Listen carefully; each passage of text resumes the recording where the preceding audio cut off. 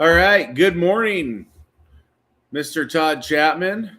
Welcome to the entrepreneurial journey with me, Dave Wescott, CEO of TransBlue, on this special Valentine's Day edition.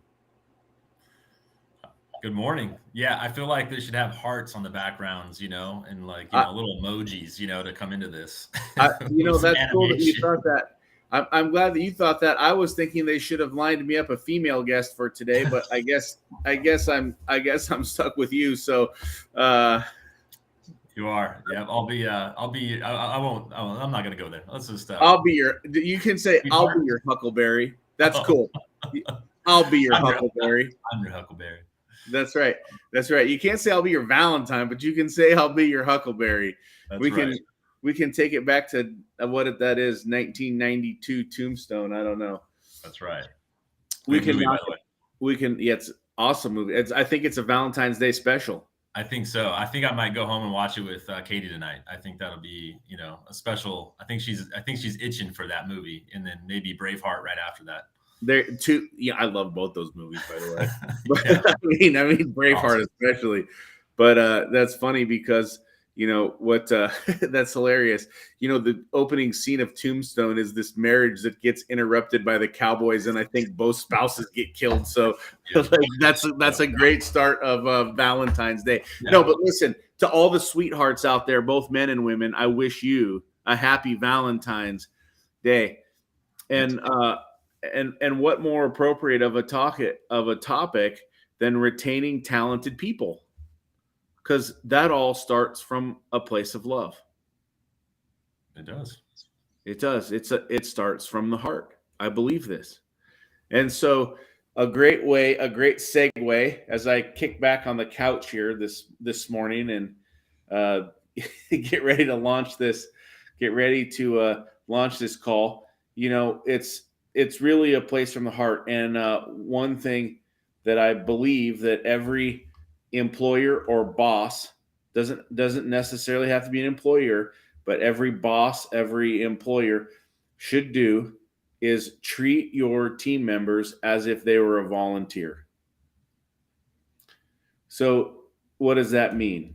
Like, because if Todd was volunteering to come to work, right? If he was just showing up on his free time, I would be like, "Oh man, Todd, so glad to see you. Oh, I'm so glad you're here. Anything I can do for you?" Todd might say, "Well, I got to leave a little early." I'd probably say, "Oh, okay, that's fine. Thanks for the hours you're donating to the cause, and let me buy you lunch." And think about how your attitude would be different if you thought of your team members as volunteers. It doesn't mean that we don't have tough moments. It doesn't mean that we have to make course corrections. It doesn't mean that we don't have to have tough conversations. But it just means that we act in a spirit of love.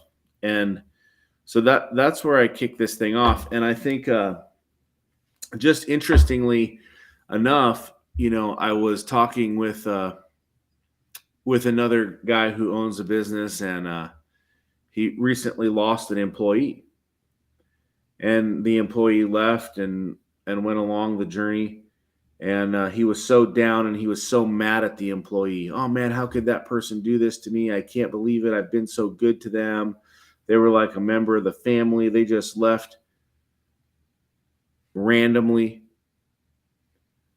And I think that's something to really digest. And I can remember that when I was starting my landscaping business, because that's where I started out, there was a time when I had one employee, and we would go out and mow lawns and weed beds and trim bushes, and it was just me and one guy. And so if that guy didn't show up, my day was a nightmare.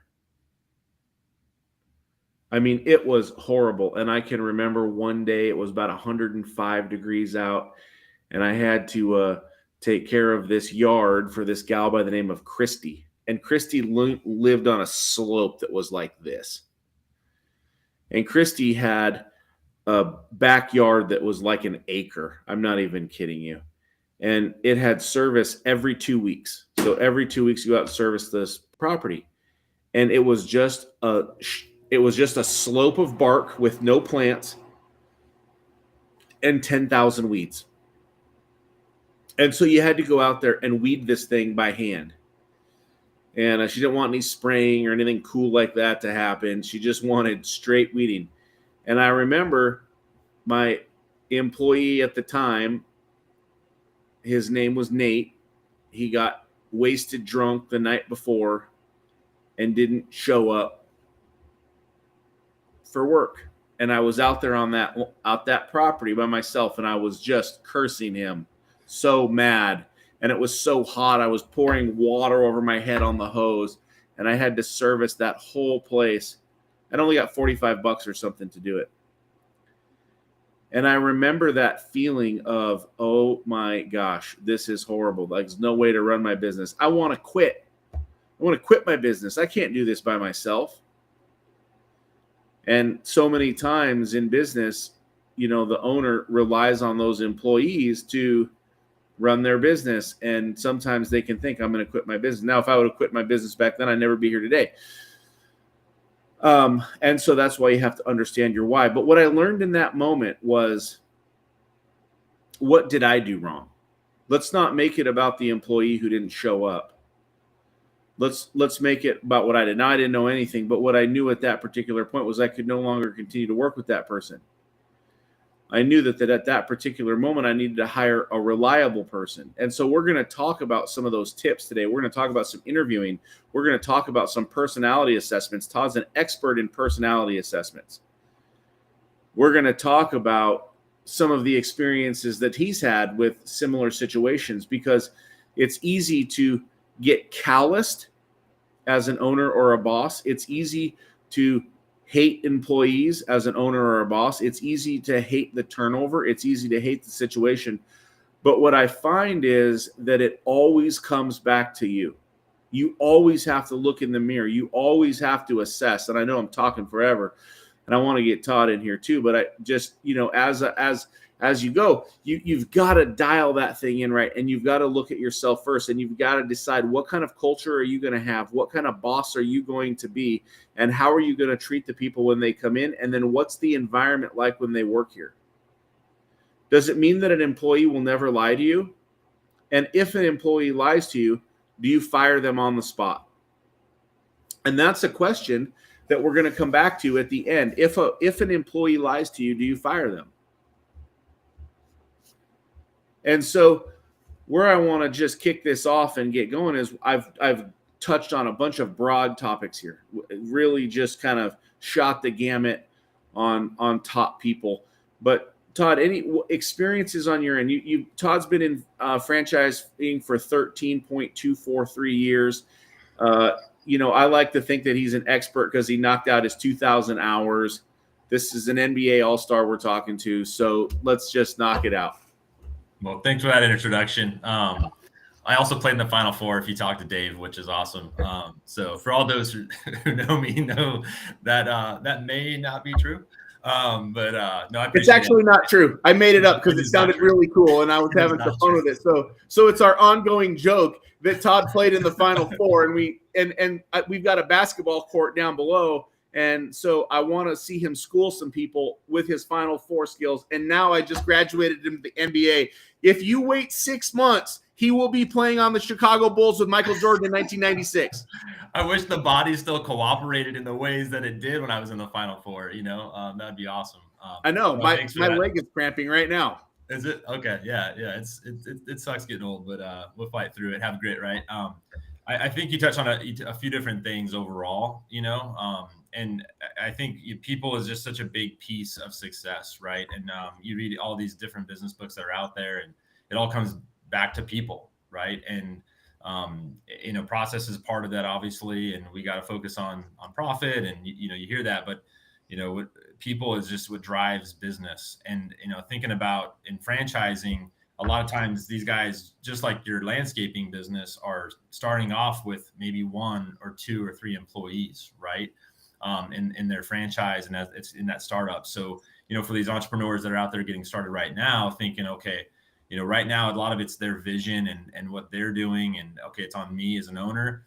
And then understanding who do I need around me, right, to drive to my vision that and the goals that I have in business and personally. And I think lining that up now, I know you've spoken on previously about the hiring process, and then now, hopefully you've identified that individual or individuals that are in those roles, right, that you believe, hey, are going to help me step up the business, take it to the next level. And then how do I keep them? What does that process look like? And just some statistics that are pretty wild, and this is from Gallup.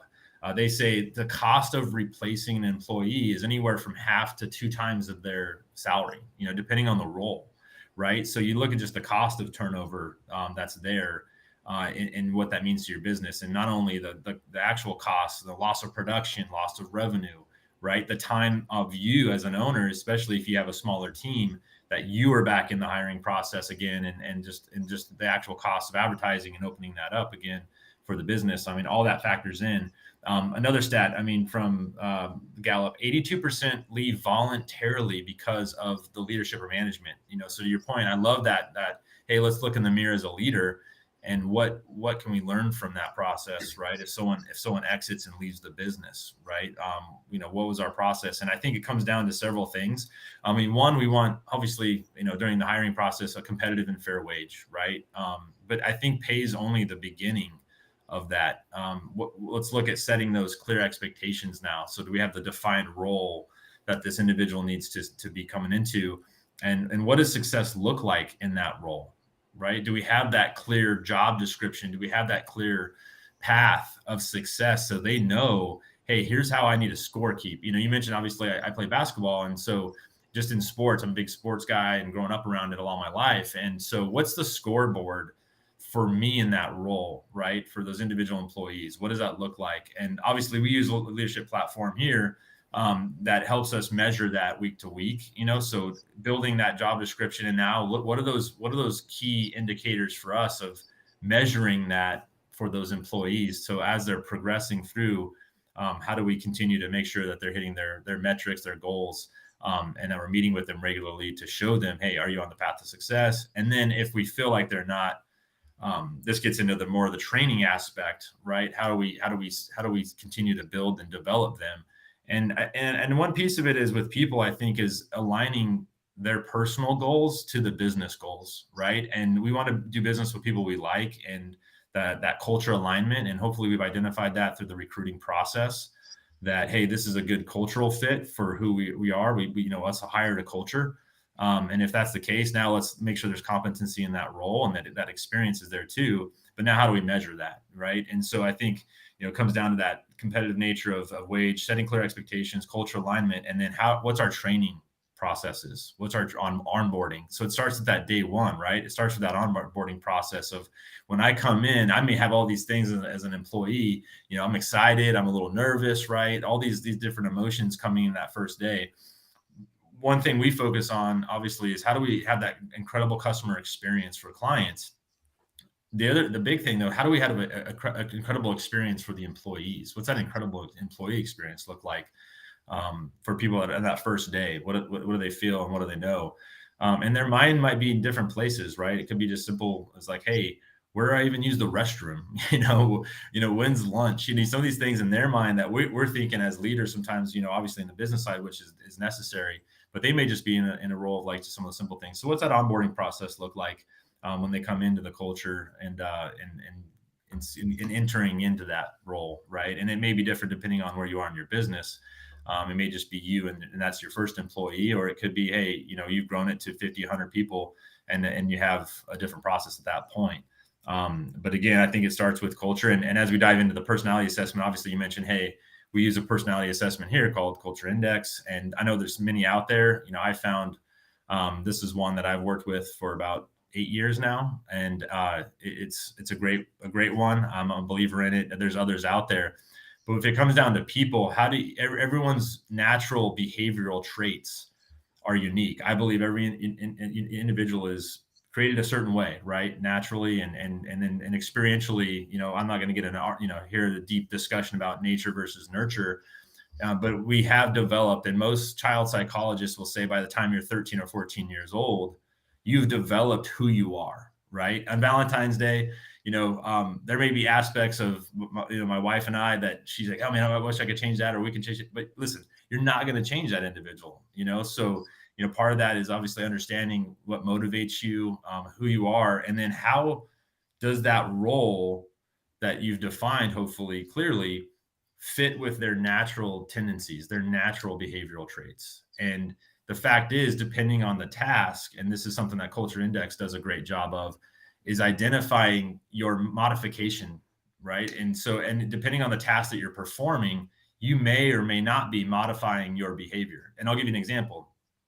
Typically you have your accounting team or technical nature teams, engineers, for example. These are typically introverted people, right? And so if you have an introverted individual, if you put them in the trade show booth, right, for 3 days, that they have to meet brand new people, strangers, and sell for the company. That's messed up.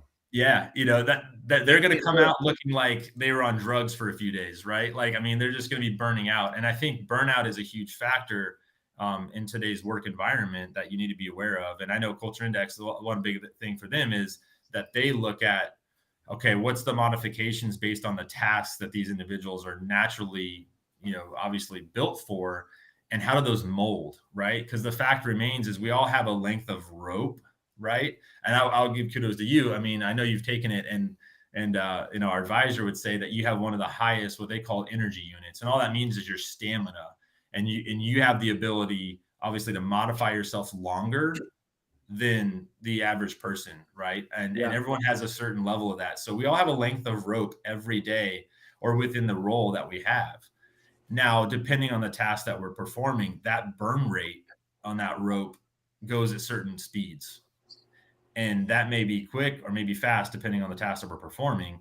In that instance of the accountant or the introverted person, let's say that's on the trade show floor, that burn rate is going to be super fast, right? During that time.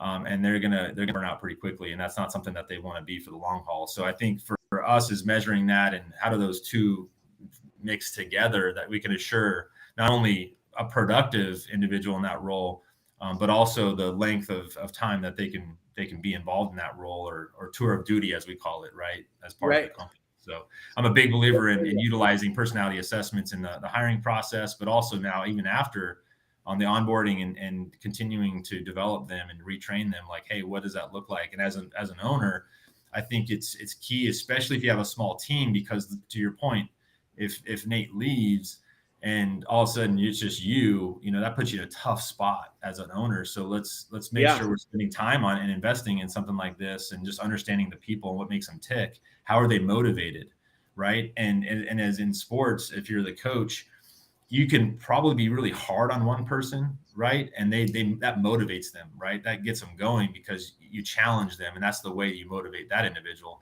But someone else, you do that, and they may just pull back and go, man, like it's just not who I am or how I respond. And so a good coach or a good leader are those who kind of know how everyone is motivated. And I've experienced that in my career, with different coaches who can really mold while staying true to obviously their vision and to the goal as a whole. So I know I kind of talked at length there, but then there's a lot to touch on. But I love using personality assessments, and I'm a big believer, obviously, in the one we use here.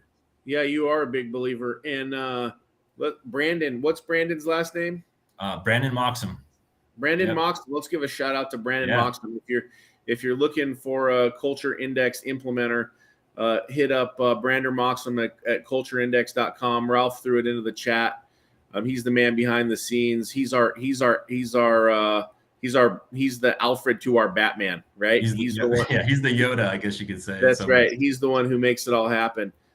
So just, what hit home with me with Culture Index was the story of Texas Steak and Ale, where, guy who created Culture Index comes into Texas Steak and Ale, and he had, I believe, a couple of failed businesses or something like that. And he got a job at Texas Steak and Ale as a manager for a restaurant. He had never been a manager before. And he comes in and he doesn't know what he needs, but he decides, I need accuracy in the kitchen, I need speed on the floor, and I need friendliness up front. And I believe at the time he uses Myers-Briggs. And he gives an assessment to each one of the team members who are coming into the restaurant. And he has no restaurateur experience, but he decides those are the 3 things I'm looking for. And he uses a personality test to determine who those people are. So he hires those people. The restaurant, boom, his location shoots to number 1 in the whole system. And they're like, wow, this is awesome. And they give him a second restaurant to manage. And he does the same thing. And again, it shoots right to the top. And they call him in and they say, hey, listen, you've done such a good job. Your restaurants are the best. What we'd like to do is open 50 restaurants in 2 years. So that's, like more than 1 a month, right?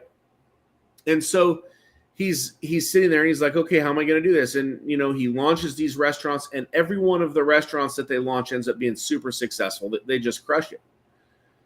And so he's got this plan, and the CEO is going to talk to him, and the CEO flies him down to Texas on the private jet.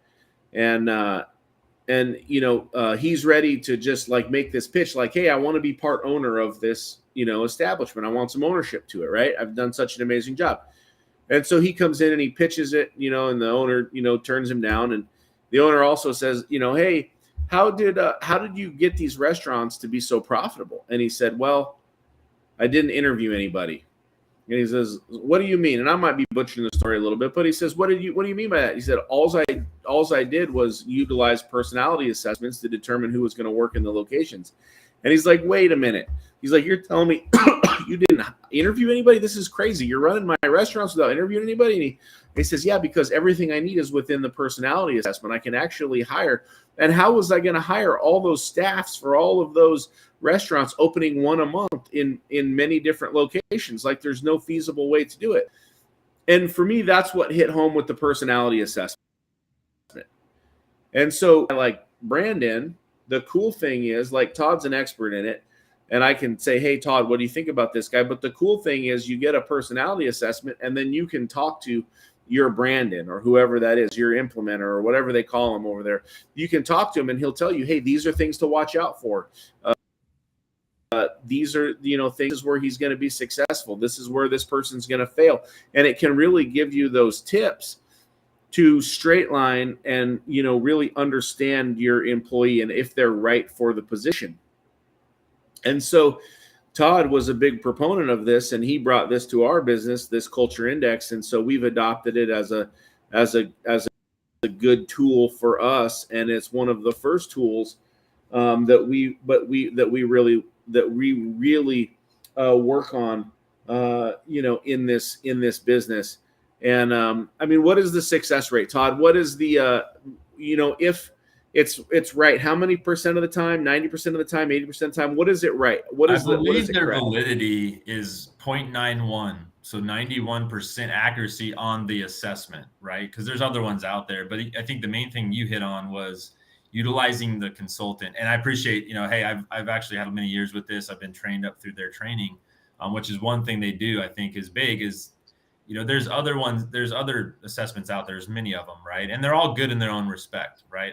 I'm not here to knock any other, type of assessment. The main thing is understanding, okay, what do you do with it, right? Because I think at times you get these assessments back and you get the results, and as a leader, it feels good because you kind of check the box of like, okay, I got the assessment and, this is what it says, but really understanding it, and then understanding more importantly, okay, the role, going back to the definition of the role of what you're looking for and who do you need around you to build the business. And that's where that consultancy of them come in and really take their experience, not only in business and working with a lot of different, large companies, small companies, across the gamut. And with Brandon's case, obviously more franchise background too, because I got to know him through the franchise industry. But what does that line up as, and how do you build a job, and then how does it apply, and where are you going to see maybe some challenges, and where are you going to obviously see those successes, and then how do you mold that continuing to build, and who's the next person depending on the role. And you mentioned obviously in the restaurant example for Texas Steak and Ale, just focusing on people, for salespeople, you're going to obviously look for people that are competitive, right? That are people focused, typically, right? That want to attain a goal. For accounting, you want someone who has detail, right? Obviously, Right. and a big severity of that trait, So and how does that line up? But again, people are complex, and I think one of the dangers you can get in assessments too is put them in a box and pigeonholing yourself because you think you know all of it. Even doing culture index for a while, you realize there's still layers, if you will, of that onion every time to get below people. So that's one piece of it, to understand how you motivate, who are they, how do they tick. Now, what do we do with it? And I think that's the next step is, continuing to train and focus on that. But everyone obviously is motivated in certain ways and naturally have their giftings, right, to use for their job. Now, hopefully that lines up. It doesn't, you still gonna need the experience that you're looking for and the backgrounds, and that's something that's not going to get measured, obviously, with an assessment. You still got to line that up with the interviewing process and validating, their background and making sure it makes sense for your job. So I love that. I love what you touched on with the EUs, right? That's the energy units. I love what you talked on with, burnout. We're going to touch on those two things, and then we're going to finish up with what happens when an employee lies. Now, we can go on and on for this stuff forever, but we're going to start winding this down. So one of the things that I love about this test is that it gives you the EUs, right? So you want to retain top people because that's what we're talking about here, right?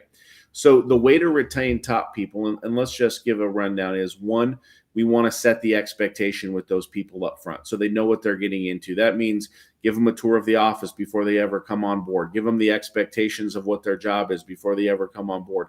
Let them see what the goals and milestones are before they ever come on board. And then give them a scorecard, have benchmarks set that these are the things that we want you to hit, goals. Last week we talked about goals, but we want to have those goals dialed in so that we can ensure that when we are having these communications that one, the employee knows what the end game is. I liken it to playing Monopoly. Like we all know what the goal is, to go, hit go and collect $200. So those are really, really important, but also in the way that you manage your team. And so if Todd and I are working together and I give Todd, 50 tasks to get done during the week, just as an example, and I'm the leader and I give those to him, what are you going to do, Todd, with 50 tasks?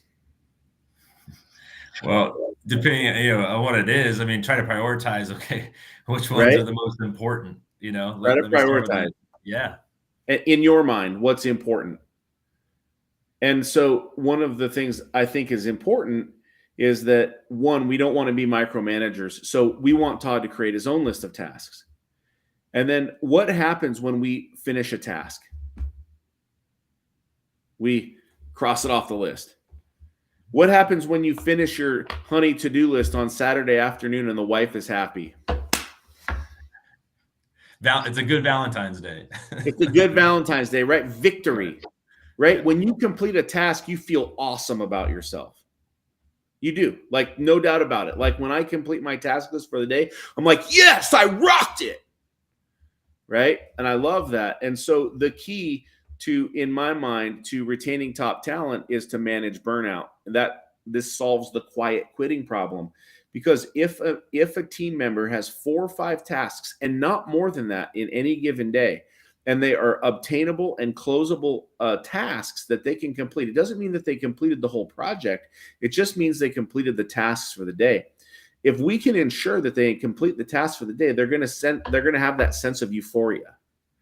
And it doesn't matter if they're working until 1 a.m. or on the weekends or whatever. If they are continuing to complete those tasks, what's going to happen is they're going to feel happy. They're going to feel fulfilled. They're going to feel successful. But if I give Todd 50 tasks and he doesn't know where to start and he's trying to prioritize them, and at the end of the week, he only completed 3 of the 47, 1, he's going to feel like a failure. He's going to feel depressed about his job. 2, I'm going to get on his case. And then what's that going to be? That's just going to be more of, this is the wrong fit and the wrong job. And so we can have amazing talent players, and we can kill them by overtasking them, overutilizing what they're doing, and having issues with prioritization, and then micromanaging, because no A player wants to be micromanaged, right? Todd's an A player. He was an athlete. He doesn't want to be told what to do on every moment of every day. He wants to make his own decisions and create his own path, right? And he wants that autonomy. And so I think to avoid burnout, we have to have, those particular things. And that's really how I look at burnout on my team. And Todd, has teams that he works with. He works with franchise owners. And so, also having experience in that. And also, one of the biggest things is coaching franchise owners on, what's happening with their team members. Where does this lie with you, Todd? No, I think it's good. I think, it depends on the role, right, as well. And going back to that role. So, I mean, if you have a leadership type of person, they may, and again, going back to their traits and who they are, they may need freedom, right? And flexibility, and not be micromanaged, right? And then there's other individuals that, hey, they're really good at tasks, hey, getting things accomplished, getting tasks done one at a time. And this, some guys are multitaskers, others aren't. So I think just understanding that about the person and individual, because they may need some coaching, they may need, some more guidance. I'm starting to coach my son, obviously, in basketball now, and last week we had our game, and it was funny because we have half the team who's never even played basketball before. So you're out there, you're coaching the team, you're talking about terms that in my mind sometimes are simple things about, hey, this is the wing, we're going over here. And then one kid walks up to me and he kind of taps me and he goes, "Coach, I don't know anything you just said." And it was like speaking Greek to him because he just has no awareness there. And I'm not saying, hey, hopefully, again, on the recruiting side, that they have a little bit knowledge coming into it, and they're not obviously a 10-year-old coming into a basketball game that's never played before. However, some will need some of that guidance as well, right? So I think it just kind of depends on who is that person, and working with the franchises, and obviously in different ways and different brands. But right now, they're going to have smaller teams to begin with. And I was talking to one yesterday, and unfortunately, someone that even he kind of knew going into it. He just started the business, and it was, hey, he called, and first thing in the morning, called me up and said, hey, I need some guidance. And I was like, what's going on? And he's like, hey, my salesperson just quit and left the business. And he's kind of like in that, to your mode, a little bit of like, oh man, like, what do I do? So just walking through it and, hey, what do we need in the role? And let's hire for it. But then the question was, okay, what do we learn from it? Right? How can we, what do you think you learned through this process and assessing that situation? Right. And so I think, I think it's people is just so important because it can really help you and guide you along the way. But yeah, I think depending on the role, you want to, you step back if you have a top level leader, because let them drive the business, and others, they may need a little bit more guidance and a little bit more training, right, and development along the way. So it really depends on that role. Awesome stuff. Okay, we're bringing this thing in for a landing.